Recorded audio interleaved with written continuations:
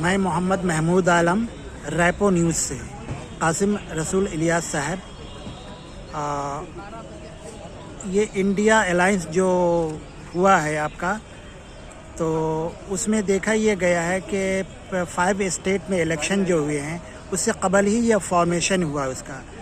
लेकिन जिस हिसाब से इसका रिज़ल्ट हुआ है, नतायज हुए हैं 5 स्टेट में, वो बहुत मायूस कुन है।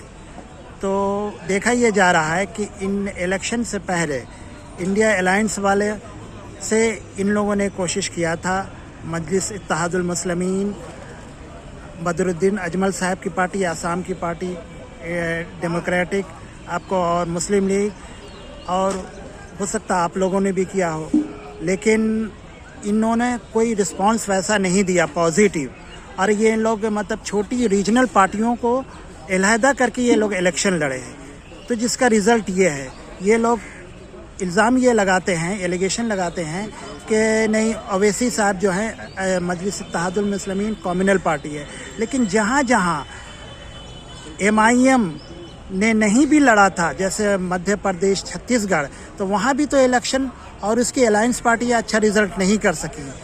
तो ये लोग संजीदा नहीं है, सिंसियर नहीं है, ये खुद अब फ़िरका परस्त पार्टी BJP को लाना चाहते हैं। तो अभी जो ये इनकमिंग इलेक्शन होने वाला है, अपकमिंग इलेक्शन लोकसभा का, इस सिलसिले में आप लोग बढ़कर क्या उन लोगों से कोशिश करेंगे? वेलफेयर पार्टी ऑफ इंडिया क्या कोशिश करेगी कांग्रेस से कि ये अलायंस करे और इस इंडिया अलायंस से? और अगर इसका निगेटिव आया रिज़ल्ट आप लोगों की कोशिशों का, तो क्या आप लोग अकेले इलेक्शन फाइट करेंगे पूरे ऑल ओवर इंडिया में?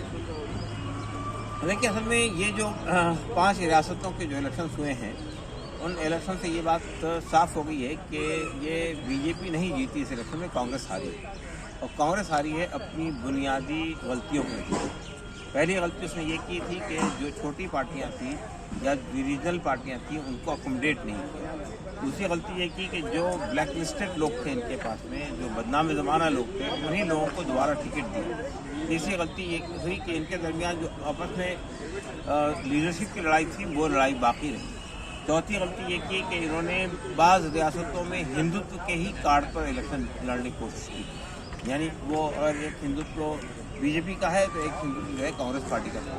तो ये गलतियां हैं जिसका इनको नतीजा सामने आया है। और हम समझते हैं कि ये पार्लियामेंट इलेक्शन से पहले ये नतीजा एक तरह से अच्छा है कि इनको अपनी गलतियों का एहसास हो जाएगा इसमें, कि हमसे क्या बुनियादी गलतियां हुई हैं जिसके नतीजे में हम यहाँ पे शिकस्त खाए।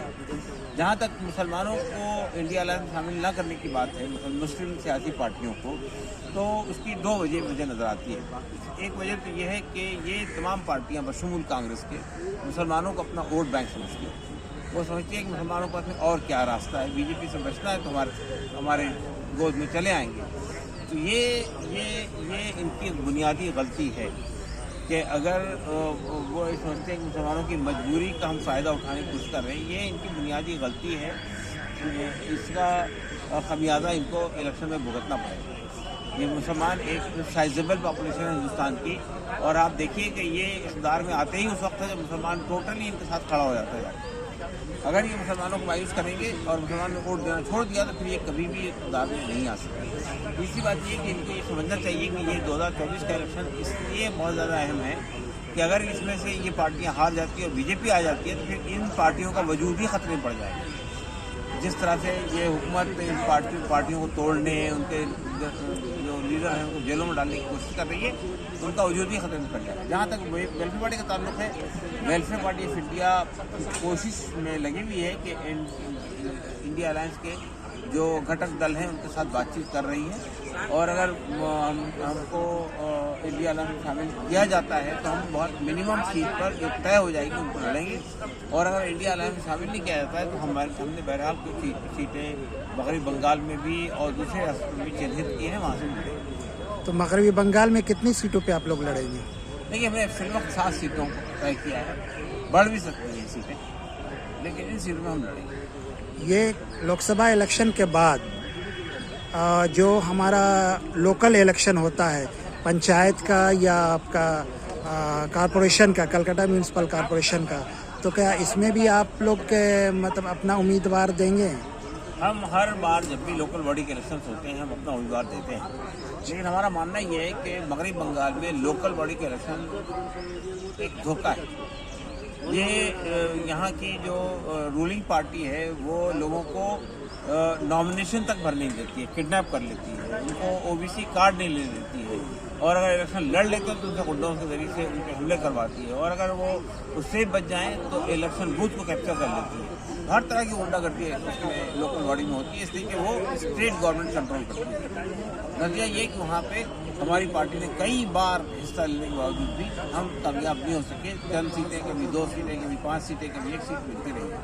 लेकिन ये हमारा मानना ये है कि अगर फ्री एंड फेयर इलेक्शन हो जाए तो हम खासी लोकल बॉडी की सीटें जीत सकते हैं यहाँ। लेकिन यहाँ सबसे मुश्किल काम जो है लोकल बॉडी का इलेक्शन जीतना है।